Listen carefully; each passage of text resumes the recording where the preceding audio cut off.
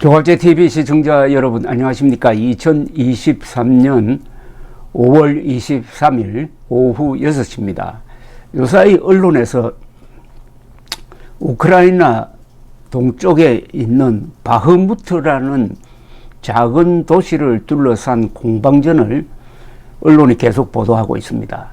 최근에는 러시아 측에서 바흐무트를 점령을 했다라고 발표를 했는데, 여기 대해서 젤렌스키 우크라이나 대통령은 아니다라고 부인하면서 아직도 바흐무트의 일부 건물을 장악하고 있고, 바흐무트를 점령한 러시아 군을 지금 포위하고 있는 중이다, 이렇게 이야기를 하고 있습니다.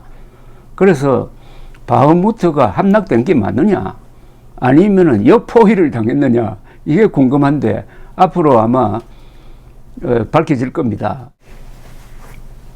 바흐무트는 인구가 8만 100개 되지 않는 작은 도시인데, 이 도시를 점령하기 위해서 러시아 군이 와그너 용병 부대를 앞세워 가지고 지난 한 6개월 이상 공격을 했습니다. 이 와그너 용병은 주력 부대가 죄수들입니다. 죄수들에게 이런 제안을 합니다. 6개월 동안 전선에서 근무를 하면은 잔여 형기를 면제해 준다라는 미끼를 던졌습니다. 그런데 지원한 죄수들이 투입되는 데가 주로 정규 러시아 군인들이 싸우기 싫어하는 곳입니다. 주로 바흐무트에 그 많은 용병들이 투입이 됐는데 어마어마하게 많이 죽었다고 그럽니다. 그 살육되는 상황을 보도한 걸 보면은 1차 세계대전 때 서부전선에서 있었던 진지전을 연상하게 합니다. 그런데 이 죄수들은 훈련을 제대로 받지 못하고 총기를 제대로 다루지도 못합니다.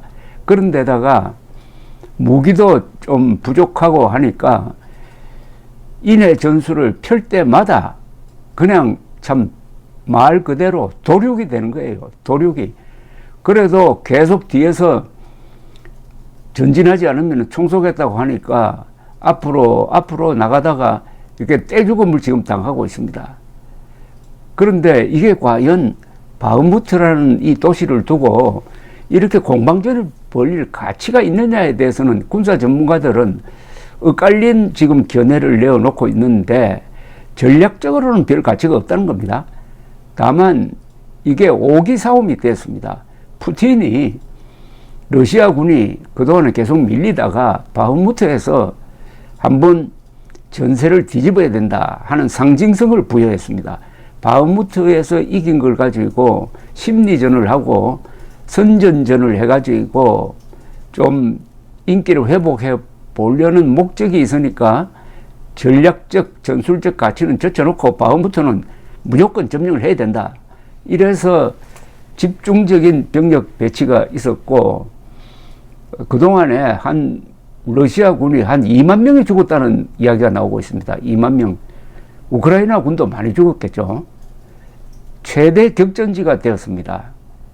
그런데 바흐무트를 점령을 하면은 그 다음에 어떻게 되느냐는 겁니다. 바흐무트는 이미 거기 살던 8만 명이 대부분 다 피난 가버렸습니다. 거기 건물만 남아있어요. 건물을 포격하는 지금 동영상이, 드론으로 찍은 동영상이 올라와 있는데 보면은 참 참혹합니다. 영화에서나 볼 수 있는 그런 장면입니다.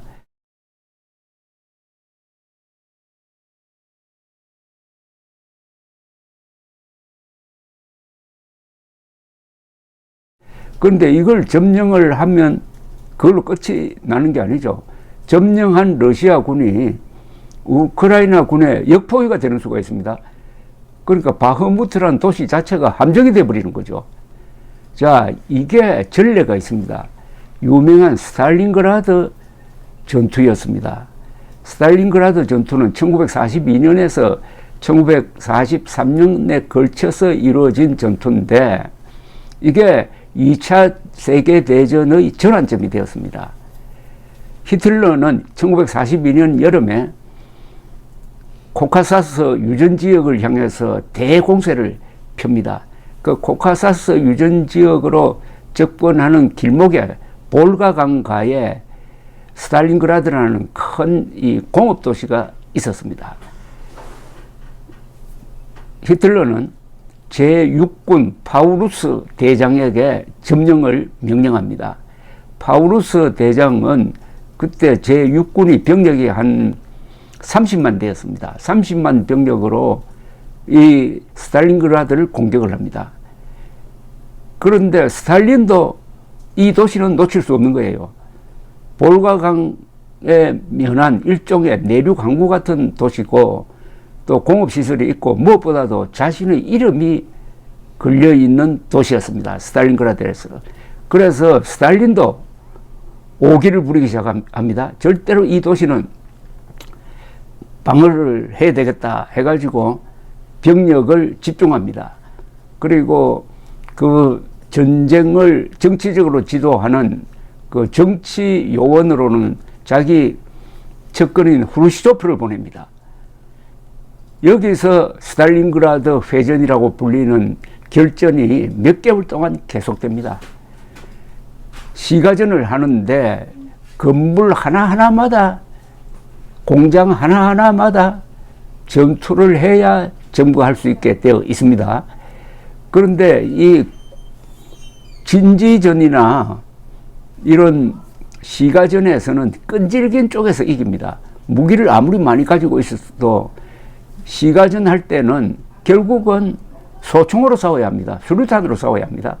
물론 당시에 독일 공군이 아주 강해가지고 폭격을 하고 했지만은 딱 근접전을 하니까 러시아 군대가 잘 싸웠습니다. 심지어 예컨대 5층 건물이면은 1층, 2층은 러시아군이고 그 위에 3층, 4층은 독일군이고 해서 건물 한 건물 안에서도 계속 전투가 벌어지곤 했습니다. 스탈린그라드를 다룬 유명한 영화는 많죠. 제일 많이 본 영화가 Enemy at the Gate라는 영화가 아닌가 생각이 듭니다. 그리하여 결국은 독일 제6군이 1943년 초에 들어가면은 스탈린그라드를 거의 대부분 점령을 합니다. 몇 개 교두보만 내어놓고는 다 점령을 합니다. 그런데 어떻게 되느냐? 러시아는 스탈린그라드 전투를 하면서 큰 전략을 하나 세웁니다. 역포위 전략입니다. 스탈린그라드로 들어오는 독일의 제6군을 괴롭혀가지고 계속 여기에 병력을 집중하게 만들어 놓고 그 다음에 러시아군은 이들을 포위하기 위해서 다른 방향으로 병력을 또 집중시킵니다. 그래서 1943년에 가면은 독일군이 스탈린그라드를 점령하는 데는 성공을 했는데 그 순간 러시아는 역포위 작전을 합니다. 도관에 든 쥐가 되고 말았습니다. 30만이 완전히 함정에 빠지고 말았습니다. 포위가 됩니다. 포위가 되니까 히틀러는 괴링 공군을 지휘하고 있던 괴링에게 명령을 합니다. 비행기를 총동원해가지고 지금 포위되어가지고 고립된 제6군을 지원하라 하는데 아무리 그래도 수백 대의 비행기를 동원해도 고립된 군인들에게 물자 탄약 공급하는 것은 불가능하죠. 격추되기도 하고 해가지고 결국은 어떻게 됐냐면은 포위된 제6군 파우루스 대장이 이제 원수로 진급을 하는데 히틀러는 원수로 진급을 하면은 끝까지 싸울 것이다. 독일 역사상 원수가 포로가 된 적은 없다. 이런 걸 기대하면서 파우루스 제6군 사령관에게 끝까지 싸우라고 명령을 합니다. 그러나 파우루스 원수는 막판에 가면은 항복을 선택을 합니다. 항복을 합니다. 제6군이 스탈린그라드에서 항복을 하면서 스탈린그라드 전투에서 소련이 이기고 역포위를 해가지고 이기고 그 여세를 몰아서 독일군을 밀어내기 시작합니다. 스탈린그라드 전투 이후에는 한 번도 독일군이 주도권을 잡은 적이 없습니다. 2차 세계대전은 주전장이 노르만디가 아니고 독소전쟁이었습니다. 지금 우크라이나 같은 그런 곳이 주전장이었습니다. 거기에서 1943년 초 스탈린그라드 전투에서 소련군이 이긴 다음에는 한 번도 주도권을 빼앗기지 않고 계속 밀어붙여서 그 2년 뒤에 독일이 결국 항복하게 되는 그 결정적인 전투가 스탈린그라드였습니다. 지금 바흐무트도 그것과 비슷한 지금 양상을 보이고 있습니다. 바흐무트를 점령한 러시아군이 우크라이나군의 역포위가 되어버리면은 이게 결정적 패배가 될 가능성이 있다는 거죠. 지금 우크라이나 군은 반격작전을 지금 준비를 하고 있습니다. 그런데 조금 늦어졌어요. 왜냐? 이 기후변화로 계속 지금 우크라이나 땅은 진창이 되어 있습니다.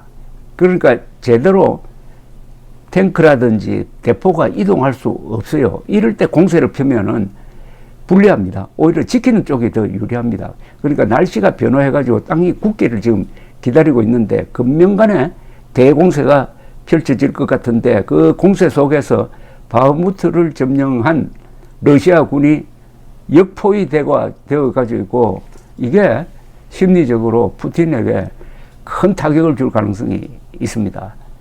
바흐무트가 제2의 스탈린그라드가 되느냐 안 되느냐 그런 가운데서 젤렌스키는 동분서주하고 있습니다. 부인은 한국에 와서 지지를 호소를 하고 젤렌스키는 G7 회의가 열리는 일본으로 가서 거기서 각국 정상들에게 호소를 하고 그러니까 바이든 대통령은 몇 달 전까지만 해도 반대했던 F-16 전투기를 우크라이나에 공급하는 데 대해서 사실은 양해를 했습니다. 젤렌스키가 저렇게 맹렬하게 전쟁 지도를 하는 걸 보니까 딱 두 사람 생각이 납니다. 2차 세계대전 때의 윈스턴 처칠 그리고 한국전쟁 때의 이승만입니다. 한국전쟁 때 이승만 대통령이 당시에 자유세계로부터의 지원을 받아가면서 용감하게 싸웠던 그 모습 젤렌스키가 제2의 이승만처럼 보입니다. 지금 푸틴도 러시아 군도 EU 국가도 지금 숨을 죽이면서 기다리고 있습니다. 우크라이나의 반격작전이 어느 정도 성공하느냐는 겁니다. 반격작전으로 러시아 전선이 붕괴되느냐 아니면 반격작전에 러시아가 잘 버티느냐 이게 이 우크라이나 전쟁의 미래를 결정할 것인데 현재로는 전쟁의 주도권은 우크라이나가 잡고 있습니다. 감사합니다.